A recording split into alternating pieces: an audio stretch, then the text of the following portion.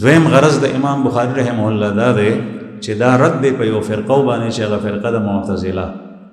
زما عزتمنو په ابتدا راسي د تابعینو په دور کې د خلفای راشدینو د دور سره متصل په دې امت کې بعضې فرقې داسې پیدا شوې چې هغه ضاله مضله وي، په خپل هم ګمراه وي او خلک به ګمراه کول.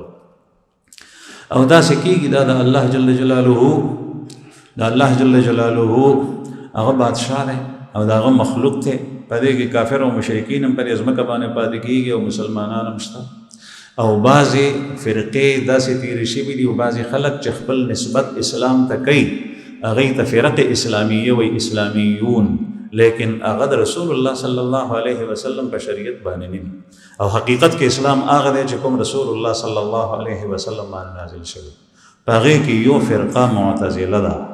نو دې معتزله او فرقو ډېر عقاید داسې دي چې د اهل سنت والجماعت چې په کوم باندې ټول امت محمدیه اهل سنت والجماعت متفق دي، دا فرقه معتزله د هغې خلاف کوي. او په هغې کې یو دا ده چې دی وایي چې اعمال به تللی کېږي نه، اقوال به تللی کېږي نه. د هغوی دلایل څه دي؟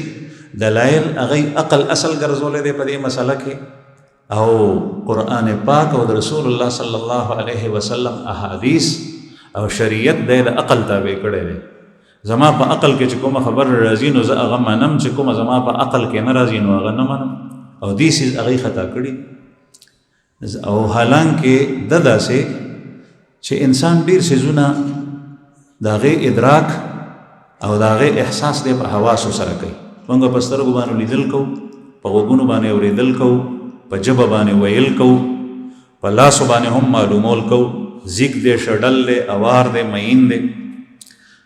او په دې څیزونو باندې موږ معلومول کوو. دا حواس دي، دا اواز موږ اورو.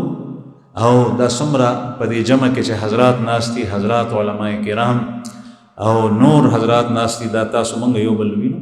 په سترګو باندې لیدل کوو، په غوږونو اورېدل کوو، په ژبه باندې ویل کوو. نو ډېر څیزونه داسې دي چې د هغې ادراک په دې حواسو ظاهرو سره کوي. او بعضې خبرې داسې دي، بعضې څیزونه او بعضې معنی داسې دي چې د هغې ادراک په عقل سره کېږي، په حواسو سره نه. لکه مونږ دا جومات وینو چې دا جومات جوړ دی، او مونږ دا وینو چې دا لوډ سپیکر زما مخې ته پروت دی او دا اواز بهر وباسي، په غوږ یې زه اورم. لیکن دا چا جوړ کړی دی دا ما په عقل سره معلومه کړه. دا په خپله دغسې نه دی راغلی. دا پیلرې او دا ستنې د دې جومات چې ولاړې دي نو دا په عقل سره معلومیږي چې دا د چا د لاسو نه وتې دي. او په دې کې مختلف څیزونه استعمال شوي دي. په دې کې کرش او باجري استعمال شوي ده، شګ او سیمټ پکې استعمال شوي دي، اوبه پکې استعمال شوي دي، ګلکار او مزدور پکې خواري او محنت کړی، د انجینیر نقشه وه یا د چا سوچ و د هغې مطابق دا جوړه شوي ده. دا څیزونه په عقل سره معلومېږي، دا په سترګو سره نه معلومېږي. دغه وجه ده چې حیواناتو سره سترګې شته لیکن هغوی د دې څیز ادراک نشي کولی، عقل به سره نشته. بعضې څیزونه داسې دي چې د هغې ادراک په عقل سره هم نه کېږي.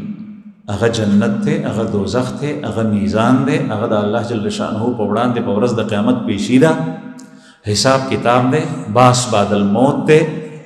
په دې باندې خبر مونږ ته مخبر صادق محمد رسول الله صلی الله علیه وسلم را کړی دی. او دا امور ممکن هم دي، او د ممکناتو چې هغه محال نه دي، ناممکن نه دي، باطل نه دي، د هغې په باره کې مخبر صادق تا ته خبر درکړي نو د دنیا ټولې معاملې ته منې. نو د رسول الله صلی الله علیه وسلم خبرې بیا څنګه نه منې؟ او هغه ته الله جل جلاله هغې ته ویلي دي ومن اصدق من الله قیلا ومن اصدق من الله حدیثا. د الله جل جلاله د قول او د هغه د خبرې نه رښتیا خبره او بل د چای